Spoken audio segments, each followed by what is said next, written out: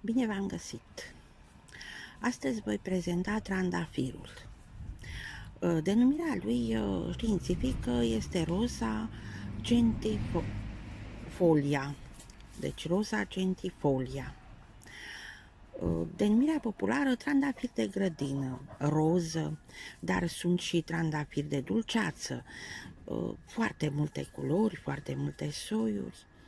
Deci, trandafirul este o plantă perenă și se prezintă sub formă de arbust, sub formă de tufă sau urcători. Face parte din familia rosaceelor, fiind una dintre cele mai răspândite și mai cunoscute plante, dar și cea mai apreciată. În lume se cultivă peste 20.000 de soiuri de trandafir. Dar importanța lui medicinală, partea medicinală a trandafirului, a petalelor de trandafir, se prezintă foarte puțin. Se poate face infuzii din petalele de trandafir, sirop, dulceață. Se consideră mai mult aspectul comercial al trandafirului, este luat în considerație. Se obțin uleiuri volatile, tanin, derivați, substanțele active sunt derivații flavoici, nerol,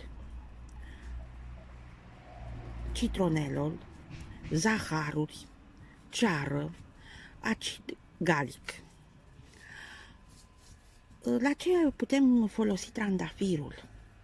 În afară de frumusețe și de faptul că ne creează o stare de bine și un parfum deosebit, putem face și anumite preparate din trandafir,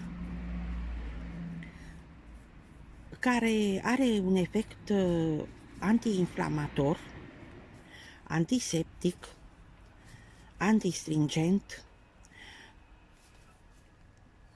antipiretice, laxative.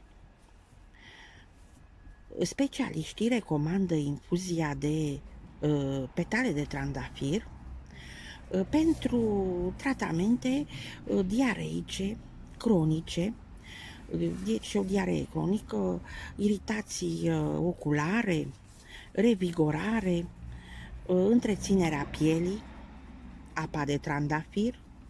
Petalele de trandafir sunt folosite și în combinații cu alte plante medicinale sau alimentare, din care obținem diferite leacuri cu efecte importante pentru noi.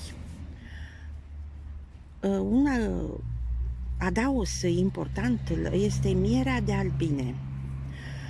Se obține o miere din trandafiri, deci așa cum este mierea de salcâm, dar se obține și o miere de trandafir. O altă specie de trandafir cu virtuți medicinale este trandafirul de lună, Rosa damascena. Efectele sale sunt asemănătoare cu acele ale trandafirului de dulceață. Deci este folosit și ca trandafir de dulceață. Acestea ar fi pentru trandafir. Eu vă doresc sănătate bună!